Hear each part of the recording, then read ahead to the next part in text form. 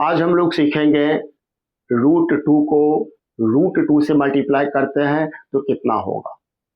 √2 को √2 से मल्टीप्लाई करते हैं तो कितना होगा।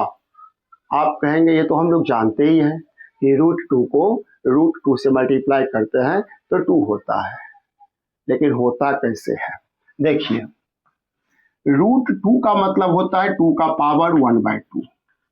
ठीक से समझे, √2 का मतलब होता है 2 का पावर 1/2।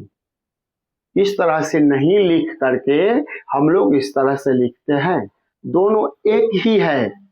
फिर 2 का √2 है तो इसका भी मतलब वही हो गया, यानी √2 को आप 2 का पावर 1/2 और √2 को 2 का पावर 1/2 लिख सकते हैं। अब दोनों का बेस सेम है। जब दोनों का बेस सेम हो तो एक 2 लिख देंगे। अब जब बेस सेम होता है तो पावर को ऐड कर देते हैं, पावर को जोड़ देते हैं। तो बेस तो दोनों का सेम है तो इस दोनों को ऐड कर दीजिए, 1/2 प्लस 1/2। अब ये 2 है तो 2 लिख दीजिए, और 1/2 और 1/2 को ऐड करें कितना होगा।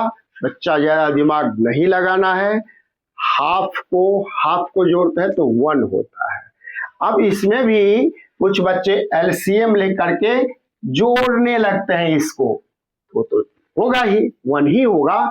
लेकिन क्लियर मैथ्स है, हमको फास्ट बनना है मैथ्स में, इसलिए हाफ प्लस हाफ 1 हो जाएगा, यानी ये आपका 2 होगा।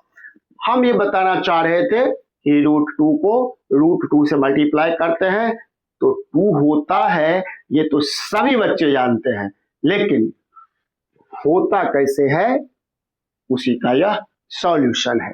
मुझे उम्मीद है सभी बच्चे समझ गए होंगे। Thank you.